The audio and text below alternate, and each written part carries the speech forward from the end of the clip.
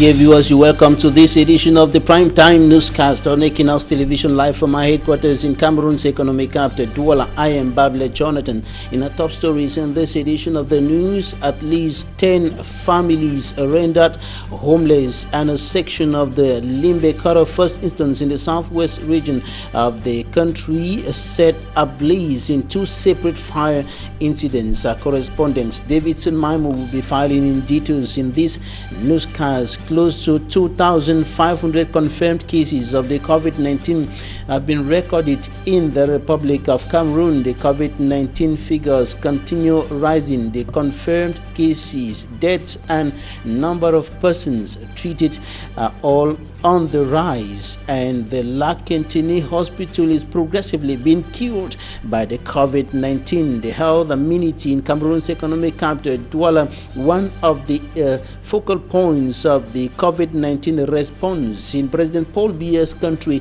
is suffering the adverse effects of the COVID-19 in its income and activities. Stay with us.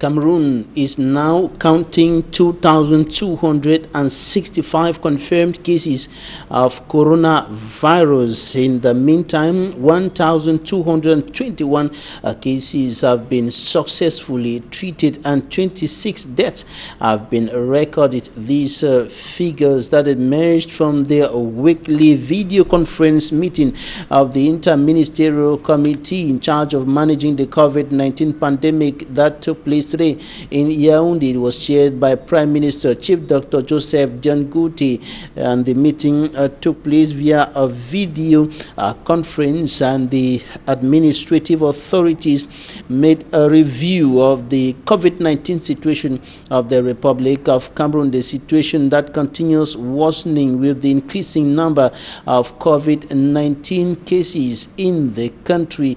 And of course, the ministers were given instructions by the Prime Minister, Chief Dr. Joseph Diangoute, and how government is stepping up the fight against the coronavirus in the country. And two cases have also been recorded in the town of Kuseri in the far north region of the country. All the 10 regions of Cameroon are now affected by the coronavirus. In the meantime, the population continue disrespecting the anti-COVID-19 measures of the Cameroon government and the World Health Organization. Many people continue streaming into beer parlors and other entertainment or leisure sites in contradiction to the social distancing rule and all other measures put in place by the government and the World Health Organization to stop the spread of coronavirus. And the ministers met today and discussed this issue, and the Prime Minister, Chief Dr. Joseph Diangoute, said the fact that government has lifted some of the restrictions does not mean that the COVID-19 has been defeated. All must continue to respect the COVID-19 measures. However, that is not the case in many parts of Cameroon, as Immaculate Fogwe reports. Following the decision of the government to lift the 6 p.m. curfew on bars, snack bars and other entertainment centers in Cameroon, several hotspots across the town of Banga in the Mongo Division, Lithra region of Cameroon, have regained steam as many of the drinking spots are now jammed to capacity. Many of those found the different snack bars are not respecting government's anti-COVID-19 measures, thus exposing themselves to infection. I have the impression that these people do not understand the barrier measures taken by the government. You could see them in bars sitting very close to each other without their face mask. It seems as if everything has come back to normal. Having seen the high influx of people in drinking spots, the divisional officer of Banga has ordered for the disinfection of drinking spots, restaurants and markets. According to the government, the objective to lift the 6 p.m. lockdown on drinking spots, restaurants and leisure centers was to limit the economic impact of COVID-19 on businesses.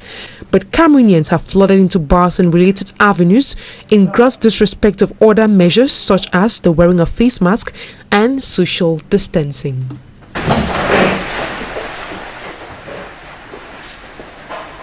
The syndicate of councils in the known division has told the President of the Republic of Cameroon, Paul Biya, that local inhabitants no longer need soap, buckets and gloves, but COVID-19 test kits and respirators. In a letter to the President of the Republic, the municipal officials saying they do not want DOs or divisional officers to lead them in the fight against COVID-19. They want to handle things themselves. For me, Armstrong Sander has more. Addressing President Paul Biya through the Minister of Decentralization and Local Development, the syndicates of councils of the known division of the West region of Cameroon demand that the pass, measures and resources to fight COVID-19 be given directly to the local population and not through complex procedures.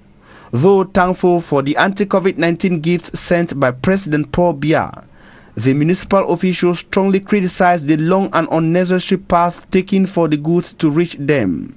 From the President of the Republic to the Governor, to the senior divisional officer and finally to mayors, which according to them is not necessary. Considering today's Cameroon and the effective decentralization song, the mayors question why they should instead be placed as mere members of the subcommittees created by divisional officers to fight COVID-19. They considered this as interference, condemning in serious terms, and went further to call for a true and effective decentralization in Cameroon, highlighting that Cameroon must not go back to the beginning. The mayors say they should have been consulted in order to better understand the dire needs of their populations, which as of this stage has gone beyond savon, face masks, hand sanitizers, hand washing buckets and hand gloves.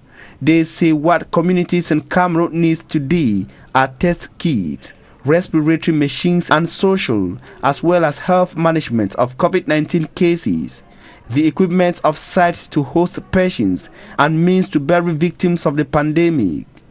The syndicates of councils of the known division say time is now to give powers to mayors to fight COVID-19 in their local areas. They should not be imposed senior divisional officers as president of local committees to fight COVID-19. They also want the government of Cameroon to consult them and see how to develop strategies already put in place by mayors to fight COVID-19 in their respective council areas in Cameroon. And the impact of the COVID-19 has provoked a public protest in the Kutaba in the West region of the Republic of Cameroon. The traders of the Kutaba main market went on a rampage protesting against what they qualify as illegal operations of some council authorities who decided to seal some shops on grounds that they have not paid their taxes. Details with Smanjik and Gabriel. Business operators at the Kutaba main market are angry. They are disappointed at the tax collectors who came to ask for money. We can't support these tax personnel in Kutaba. It's too much. I'm not here to joke. We are tired. After leaving my confinement room, today they are out to lock our business places. Point 11 on the PM's order, which was released on April 30, 2020, we saw the government relaxing some of its orders against the fight of Corona, was on the exemption for the second quarter from the withholding tax and council taxes. It is on this that the business women at the Kutaba main market went on rampage. We are really surprised about the behavior of the tax collectors here in Kutaba. As we began our strike, they started telling us that the tax evasion is only for the Bayam Selams and not store owners. Nous voulons savoir où c'est vrai, où c'est faux. Many of these women are demoralized at the attitudes put off by the tax collectors who had already sealed some stores because of unpaid taxes. Vraiment, nous sommes démoralisés ici à Koutaba. We are demoralized here in Koutaba. There have been confinement for several weeks now. À vendre, on ferme notre marché de Koutaba à 16 heures. And we couldn't sell our goods.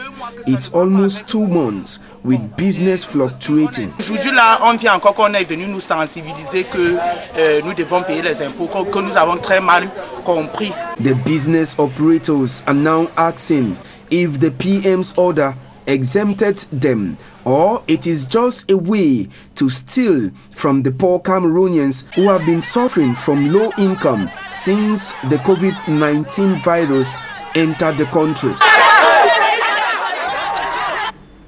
In the same vein, the COVID-19 pandemic is having a significant adverse impact on the Lac-Antony Hospital here in Cameroon's economic capital, Douala, as one of the focal points of the COVID-19 response in the country. The health amenity is recording a drastic drop in its activities and income. Speaking to the press today, the general manager of the hospital, Professor Louis Richard, said consultation rate has dropped by 50%. The number of children born in the hospital has reduced. Hospitalization rate is at about 15%. He adds that the number of people visiting the hospital is at the lowest ever.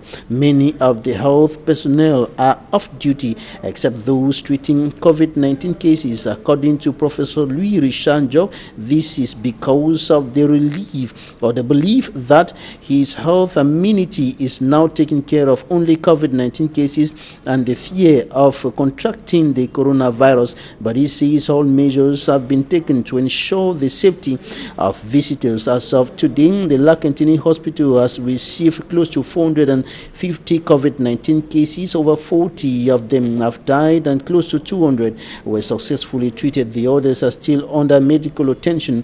On a daily basis, the hospital takes care of 70 to 80 COVID-19 patients. Test kits that were scarce some days back and now available, as according to the Director General of the Lac-Antony Hospital. Take a listen to Professor Louis Rushanjok. We realize that the population thinks that Lac-Antony now is only doing COVID diagnosis and treatment of the COVID. No, it's not true. We are continuing to be open for the patients suffering from malaria, from diabetes and the other disease, and we are afraid that those diseases which continue to kill our Cameroonians citizens will continue to be increasing at the level of the population if they don't come to the hospital. Therefore, we have to send the message to the population that we are waiting them. They can come. When they come to the hospital, they will go. The hospital is safe for the non-COVID disease because we'll make a differentiation in between the COVID disease and the others, and the procedure will be safe for those populations. COVID patients are not in the same sector of the others. When you have COVID disease in the hospital, you go to another sector. You can say a particular sector of the hospital. You are not with the others, you are in contact with the other patients. Coming up, we take a look at African traditional medicine, a solution to the COVID-19 pandemic. You know, Senazi takes us into the fabrication of traditional medicine, and he says that one of those selling herbal remedies for the COVID-19 at the Nkululun market, or one of those selling herbal remedies at the Nkululun market in the Douala subdivision has denied in strong terms they treat the COVID-19 with their products. However, it should be noted that Madagascar has been using traditional medicine to treat COVID-19, and in Cameroon, the Archbishop of the Douala Metropolitan Archdiocese of the Roman Catholic Church's Crise, Samuel Kleda, has also been using herbal medicine to treat COVID-19 cases, and the World Health Organization has warned against the use of untested medicine for the treatment of COVID-19. Innocent has more.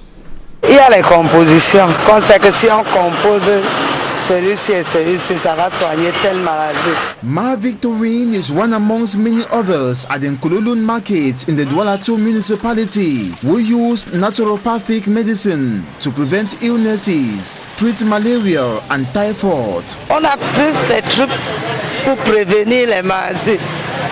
Aussi, donc c'est naturel, ce que les parents nous donnaient. With her 20 years experience, she is confident of the natural remedies she prescribes her customers. Si ne guérissait pas, c'est qu'on ne pouvait pas être là jusqu'au jour. Even medical doctors, she sees, order for the herbal treatment. Les médecins même prennent les remèdes de la typhoïde. A dose of 5 or 10 liters is prescribed a patient upon presentation of a medical book after consultation in a health center. On ne peut pas soigner comme ça. Ils font d'abord les examens et ils viennent nous montrer. According to Mama Victorine, there is no secondary effect after consuming this naturopathic medicine used back at least by forefathers to keep their body healthy. C'est tout à fait naturel, ça n'a pas de produits chimiques. Even her customers testify. Tandis qu'ici, vraiment, jusqu'à maintenant, quand je consomme, je n'ai pas d'effet secondaire. He affirms all is well once taken the dose. Mais généralement, quand on prend tout va bien, quoi. He sees the natural remedies more effective, cheaper and safer than pharmaceutical products. Oh bon, c'est tout pour le parler. Depuis que je prends ici, sérieusement, je peux faire 3-4 mois et je suis en forme. Mama Victorine trusted for her treatment says Nous avons des she works with a naturopathic doctor who shows her how to compose these herbal treatments. Il nous montre comment on va composer les produits. She, however, stresses that her traditional remedies have nothing to do with treatment of coronavirus. Bon, on ne peut pas dire qu'on traite le corona, on ne traite pas le corona. She cautions none cures the coronavirus and no one has ever come with it for cure. A section of the Limbe Court of First Instance in the southwest region of Cameroon has been consumed by wild flames, and the inferno caused enormous material destruction in that institution in the town of Limbe. And our correspondent David Sunmaimo reports. The core of the Court of First Instance in Limbe is down. Every single document from exhibit, case files, record books, all registered of the court, computers and other office equipment consumed to ashes by the fire. Sources say the fire started at about 1:30 a.m. breaking Thursday the 7th of May 2020 at the registry section of the court before spreading to Magistrate Kengo Frederick and Magistrate Nzele offices. We are told the court registrar-in-chief Ludwig Makaka Williams, who was called by the court security guard, immediately alerted the fire brigade of the National Oil Refinery Sonora. Thanks to their prompt intervention, the fire will have consumed the entire court building. Lawyers who rushed at the scene in the morning were all astonished with the devastating damage. All my exhibits got burned. I'm not in a good state to talk, honestly, if I tell you are there in the proper state, I beg. The fire started in the heart of the court, which is the registry, where all the files and all the exhibits are being kept. This means that the court has been paralyzed. We just pray that it should be an act of God. Let it not be that it has been caused by somebody. Some of the lawyers opined that there is need to construct a befitting legal structure in Limbe. This is a renovated structure because the first one that got burnt was worse than this, and now they try to manage something better. But we think that even this structure is not befitting as compared to other jurisdictions that we have visited east of the Mongo. The Sonora Fighting Brigade had to return in the morning after it was noticed that fire was still gaining steam in some of the section at the court. Administrative and local authorities in Southwest, Fako Division and Limbe in particular have all visited the court premises to have first-hand information of the incident. Security forces in Limbe have opened investigation to ascertain the real cause of the fire disaster. Still in Limbe, I told you in the headlines that at least 10 families have been rendered homeless by another fire incident that occurred in the OPEC city. And our correspondent David Sinmaimo was on the scene, and he finds in details in this report. These images shows what is left of a 14-room house at Mawo neighborhood in Limbe following a fire disaster in the early hours of Thursday, the 7th of May 2020. Eyewitness accounts say every effort from the neighbors to put off the fire was abortive. Carry all kind of things, the sand, all tea, water, through by burn. Cross go for the other neighbor and then block them. Some of the victims say every belonging of theirs consumed by the fire. I come out with nothing. Even the dresses and well and so like what they jam for me. Come out with nothing with my 2 kids. It is still unclear what caused the fire incident, as the forces of law and order in Limbe have opened investigation to know the real cause of the disaster. No human life lost, but material loss is said to worth millions of CFA francs. The people of the OPEC city of Limbe continues to cry for the putting in place of a firefighting brigade in Limbe. David Sinmaimo reporting from the OPEC city of Limbe in the southwest region of the Republic of Cameroon. Now in the southwest regional chief town, Boya, the court case of detained Cameroonian journalist Samuel Wazizi of CMTV was on the table in the Fako High Court today, and the journalist was still absent. His whereabouts remains unknown. No information is filtered on what has been happening to him, on his situation, and people are asking questions. Is he dead? Is he alive? Questions difficult to answer with certainty. As of now, he was absent at the Fako High Court today, and the judges said that the habeas corpus petition filed by his lawyers was not done in due respect of the procedures, and so the case remains pending as of now before the court, the Fako High Court in the southwest region of the country. Lawyers, associations of journalists, national and international associations of journalists have been decrying gross violation of human rights. As far as that case is concerned, he has been detained for over 9 months incommunicado, and the journalism associations have been calling for his release to no avail. Now we're going to talk about one of our late colleagues, Flora Z, who died recently, and the television animator will be laid to rest in her native Vogada village in the central region of the Republic of Cameroon. Her mortal remains were removed today from the Nilong District Hospital in the Douala 3 subdivision, and there is going to be a wakekeeping here in Douala today, and later the corpse will be moved to the village in the central region of the country, to Mvokngana village through Esse, and she will be buried come Saturday. Flora Z died recently after suffering malaise, and Sugazi Christelle Flora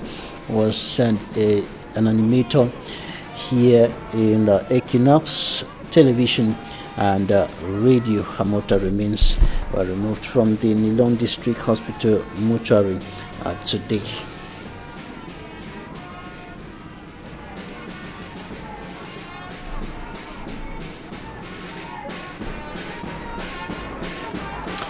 You can see from those images, colleagues, friends, family members and fans who came out en masse for the corpse removal of our late colleague Asugaze Christelle Flora, who will be laid to rest in her native Mvok Ghana village through Ese in the central region of the Republic of Cameroon. That's it for the first part of this newscast. Talking Point is up next.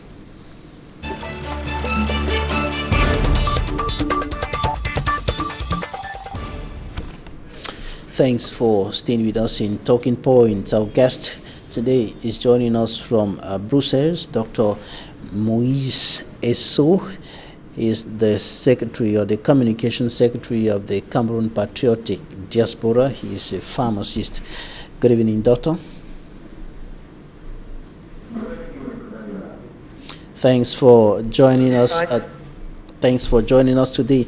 Before we talk about the issues concerning the Anglophone crisis, let's take a look at the COVID-19 situation of Cameroon and Africa, and of course the world. Beginning from where you are, what's the situation there?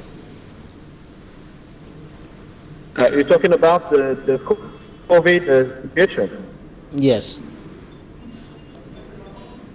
Yes, in fact, here in Europe, countries begin to slowly get out of the quarantine, and they have, I think, managed a little bit the pandemic, and they are trying to get back to a normal life, but slowly, step by step.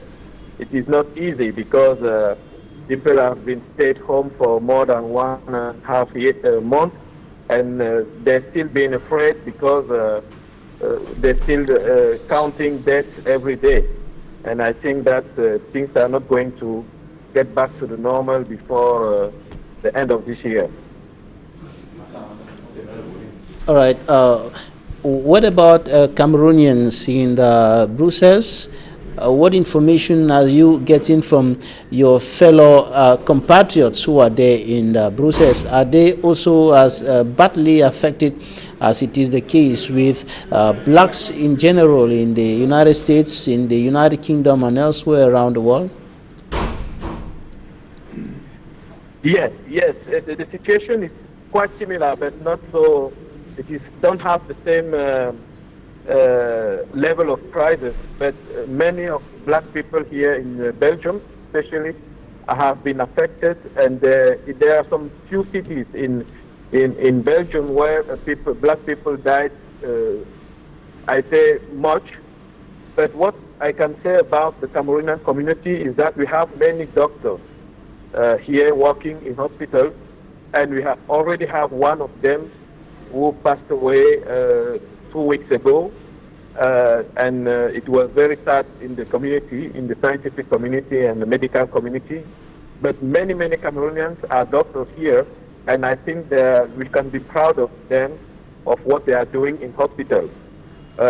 In the rest of the Cameroonian community, I didn't heard about a huge quantity or some even people that died, but in the Congolese one, yes. In the Congolese, there are many people that passed away, and especially people linked to churches. And it seems that some of them have not took the good attitude at the beginning of the quarantine, and some of them tried to continue to have their office, and that's why many black people passed away, but things are going better now. And the COVID-19 figures are still rising in your home country, Cameroon. Today, Cameroon is counting close to 2,500 COVID-19 confirmed cases in the country. What do you think about the situation of Cameroon and the response, the COVID-19 response of the government? I think that the government, we all know, do not take seriously this issue, did not address seriously this issue, and I think that Cameroonians have to count over their own forces.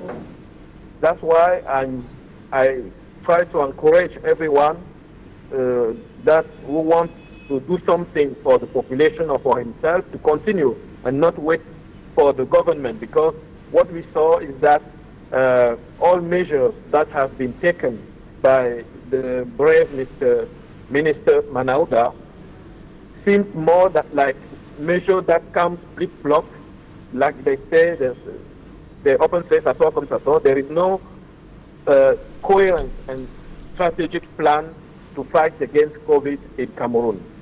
That's why I think an initiative like the last one that civil society took around Monseigneur Cleda, His Excellency Monseigneur Cleda, I think this is what we have to do in Cameroon, try to come together, or things like what Professor Canto is doing, or many other people. That means trying to manage the crisis by ourselves and not waiting for these absent governments and absent presidents that do not care about our situation, the situation of the people. They don't care before, they don't care now, they will never care about Cameroonian situation. It is not something amazing.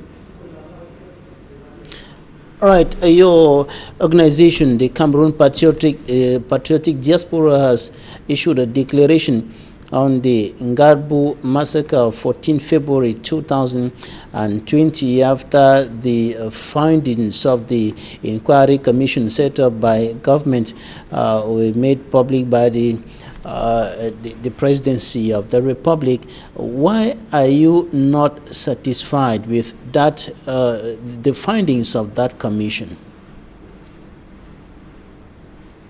First of all, I think, as you know, in Cameroon, when you see such commission and such press release, because I want to notice that we are just talking about a press release. We have never read the report with all the details. We just read a press release. When such press release comes out in Cameroon, it means that things are burning in the government hands, and they always try to lower the pressure and not to solve the problem. We know that Ngarbu is just like a visible side of an iceberg.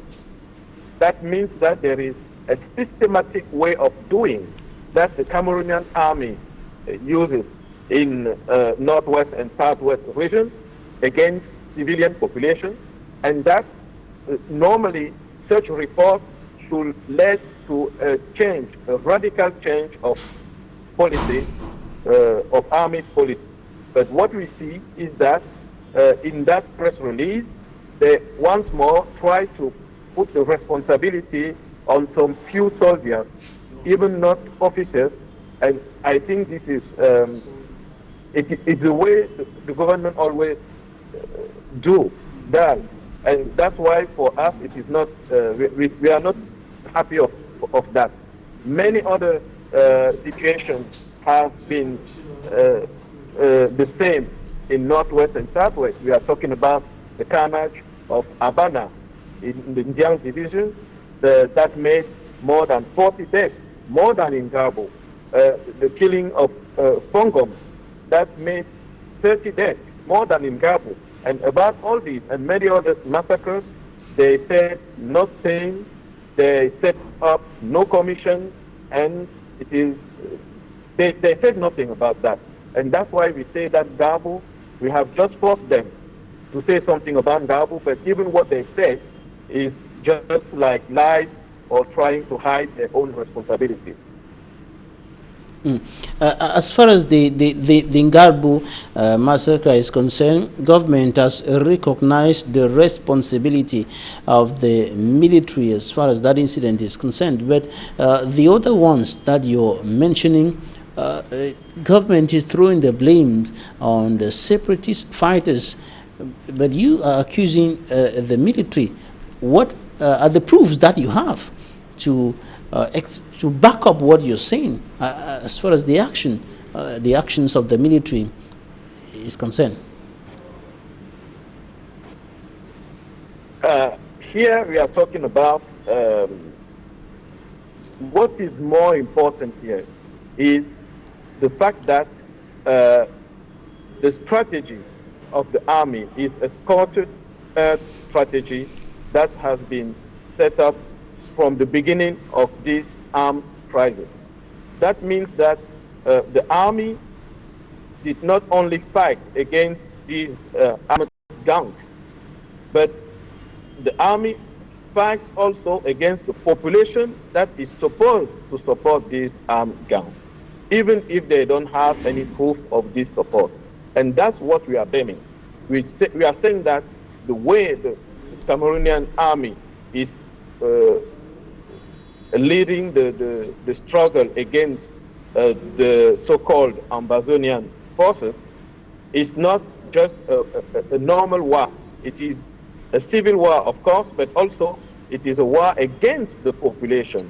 And we are talking about that. Of course, the armed gangs also are not free of massacres. We know that, and we also blame that. We are not saying that they have one side that is white and the other that is black. We just want that the gun stops now, and the army, the Cameroonian government, has the power to launch a ceasefire and to make that everything in that part of the country could be less, how can I say, bloody, less bloody than now.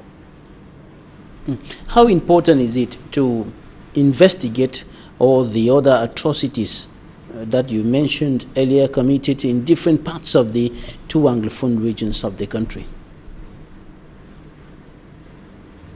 It is important to investigate for all the others, because this investigation for us has two main purposes.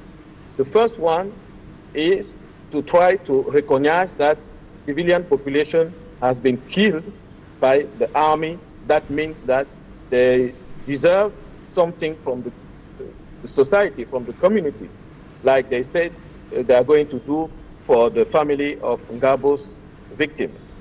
That is the first purpose, to recognize that people have been killed while they were not involved in the battle. So it is a question of justice for those people, first of all. And the second main purpose is to prove that this war will always bring such massacres and carnage, because it is not, how would I say, it is not a traditional war, it is not a conventional war. It means that the way the armed gang or Amazonian, so-called Amazonian forces are fighting will always bring our army to kill innocents. And that's why we want this war to stop. So the investigation on all the other massacres has those two purposes for us. First of all, justice for the people, and secondary, to show that we will not go out of this kind of war. We will not stop massacres, because the nature of this war is a civilian war. We have to solve it politically and not by force. Now, how to put an end to all what is happening in the northwest and southwest regions of the country? The killings, the destruction of properties, people who are tortured, is a converging point where almost everybody will certainly meet. And the issue is that your organization took part in the major national dialogue. Until now, the situation has not improved. Rather, there has been a continuation of the killings, the destruction of properties going on. And the question now is, what is not being done right? By who? For all these to come to an end? I didn't listen I didn't hear well your question. I think you said that we took part in the national dialogue. You said it. Go on, please. Go on. No, we didn't take part in the beer dialogue. I want just to first say that we didn't take part in the beer dialogue of last October, November. But what we said is that they need a national inclusive dialogue so that the political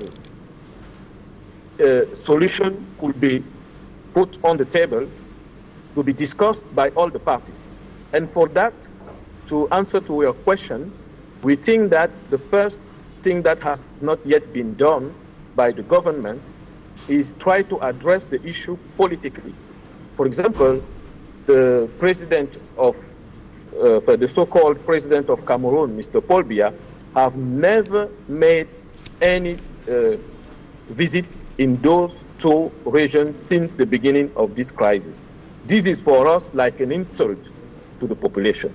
It is rather like saying that you are not mine, I'm not concerned by your problem. This is really a fault. It is a political fault. It is a professional fault from this president, for example, to begin by himself. The government tried to do something when Mr. Macron told them to do something, as you know, but it was not really to solve the problem, rather than to answer or to obey to an order that came from France. That's why we didn't trust in all what went out from this dialogue. So for us, we need really to put everybody together from each part of the country, not only political parties, but also civil society, and of course, all those who claim to want an independence in Amazonia. We think that they should release the political prisoners that are jailed because of this crisis. It is important for them to take part in that dialogue. So the first thing the government has to do is try to show some signs of appeasement. That means, for example, how can I say it? Making a ceasefire first, declare a ceasefire, even unilaterally, and after that, try to release, at least to put them in some houses that, I don't know how they say it in English, to tell you, résidence surveillée. So they need to be at least there so that they can have contact with their relatives, with their comrades, political comrades, and try to organize a real dialogue. I think if we begin by that, things are will be better, and we are going to change things in Cameroon very quickly instead of just counting death after death. All right, the diaspora, some members of the diaspora took place in the major national dialogue, but from what you have just said now, I understand that those who took part in the major national dialogue were not members of the CPD, and now you're asking for a proper dialogue to be organized to find solutions. So the Anglophone crisis, that was Dr. Moise Esso joining us from Brussels. He is the communication secretary of the Cameroon Patriotic Diaspora. Thanks for staying with us in this edition of the news. Goodbye.